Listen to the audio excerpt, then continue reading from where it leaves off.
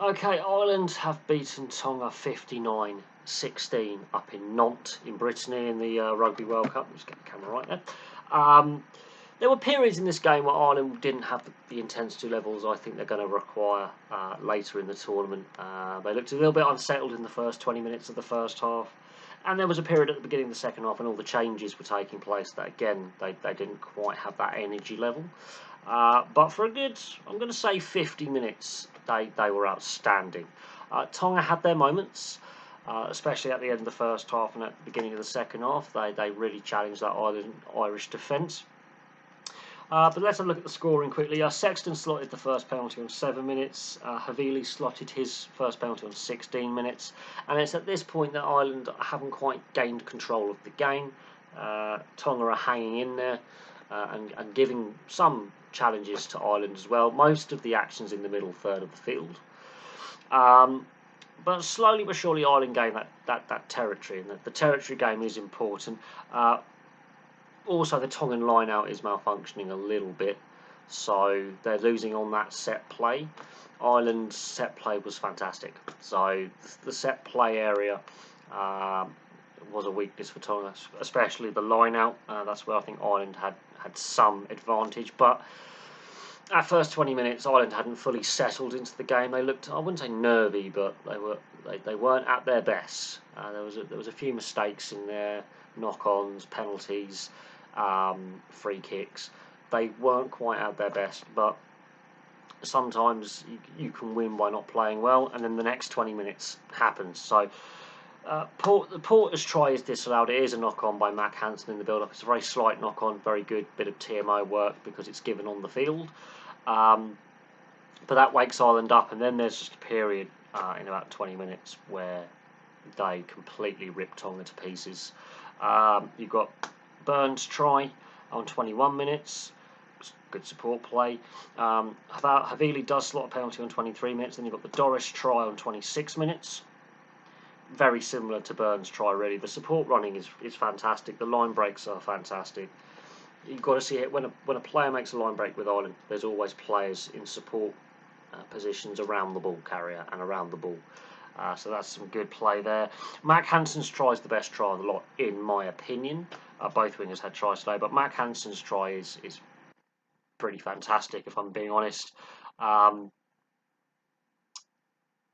lot of work to cut him from his wing, beat many defenders on a mazy run. But that is a team try because everyone was involved in setting up with phase after phase. It ends up in Mac Hansen's hands, and quite honestly, that finish is brilliant. It's a mazy run. He's got a lot to do, but that was a brilliant bit of individualistic effort to finish off a good team move. I mean, he's quite easily he's put into touch there. He cuts in field and uses his footwork to unsettle defenders and score that try.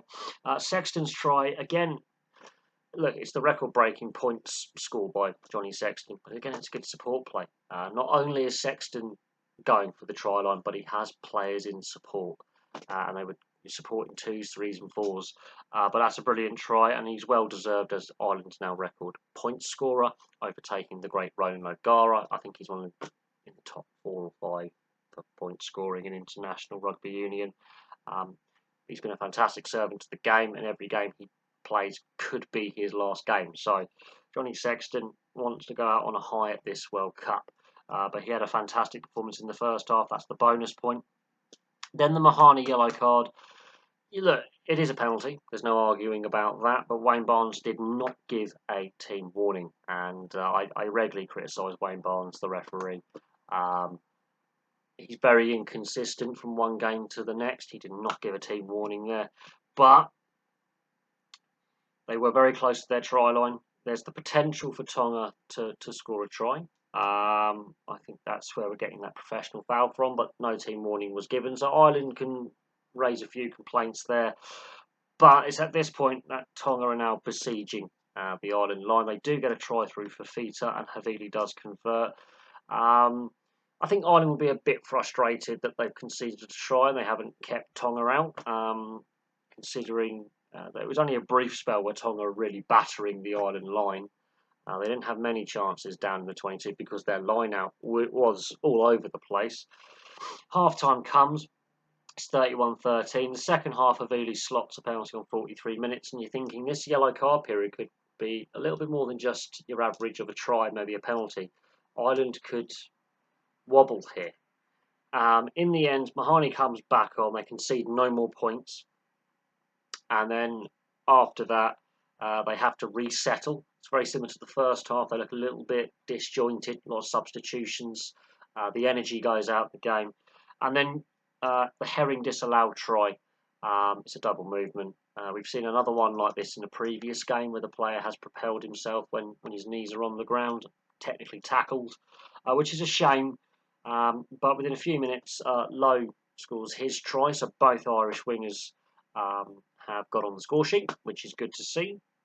It's good to see different players scoring and scoring shared around the team, which is always good rather than relying on one or two players to get you points. He comes in off his wing offset play and it's a crash ball, and it's a well worked set play move off the training ground. So Andy Farrell can be quite happy with that. And then Aki scores 2 tries to round out the scoring.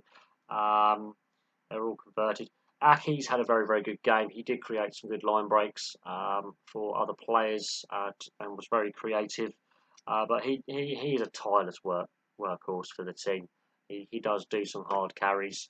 So Ireland sort of made the scoreline look a bit more comfortable. I think going forward, Andy Farrell needs to look at when he brings substitutions on, unless there's injuries, of course.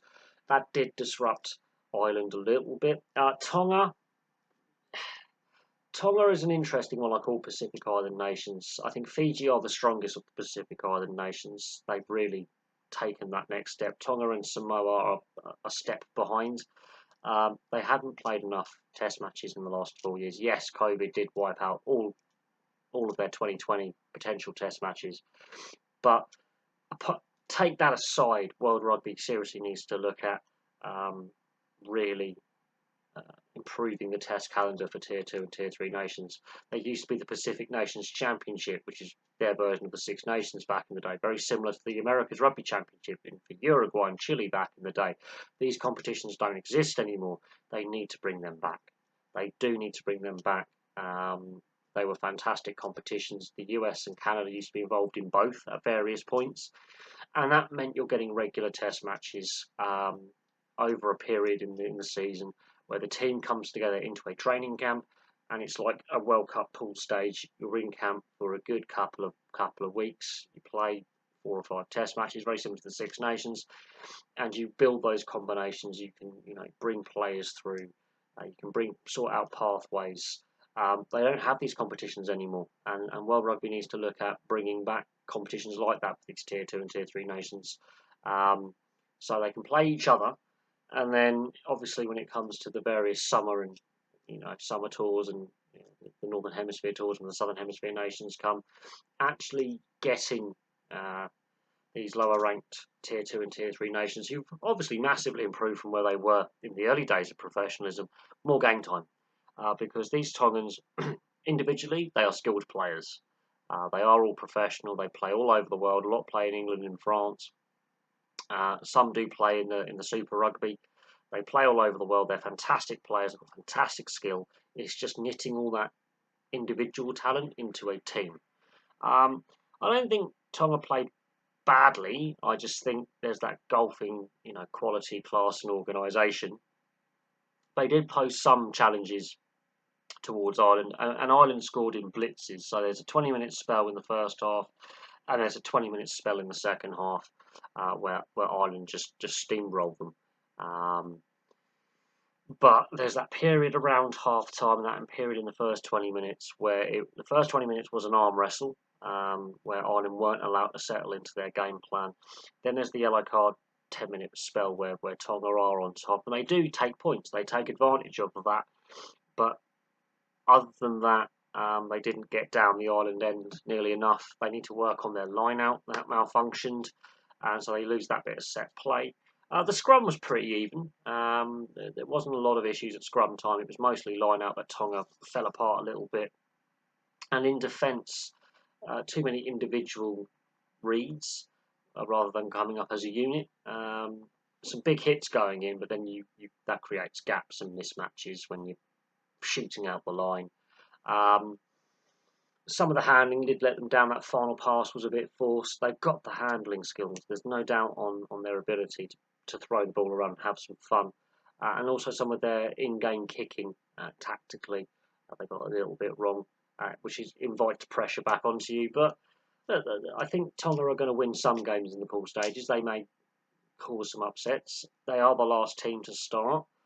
Ireland did make some changes, and then obviously just getting those substitutions right, the timing of that may have had an impact on the intensity level, and there were periods where Ireland, especially in the second half, they just drifted out the game a little bit, and I think the substitutions had an impact on that.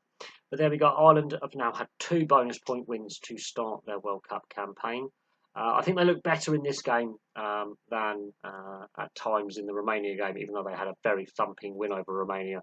I think they looked a little bit more controlled in this game. They just got to work on, when they do bring the subs on, that it doesn't impact the intensity and the flow of the game too much, and their game management. But they had much better game management, I think. The Romania game was just almost a training session by the end. In this game, they really did have to work hard to earn the right to gain the lead. And then when they were down to 14 men, I think they'll be frustrated with having a sin bin. They will be frustrated with conceding that try. But then how they respond when they got back to 15 players, they did respond.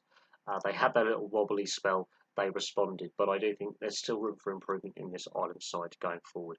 Also, it's now great to have seen all 20 sides now take the field. We've got some games tomorrow, which look quite interesting. And then obviously that's the end of the second weekend of the World Cup. And we will have a couple more weekends in the pool stage, and then we get to the knockout stages. And already you can see how certain pools are looking going into the third week of the World Cup. But anyway, thank you very much for watching. That is all from me. Place your thoughts in the comment section below, and I'll have some more content for you very, very soon.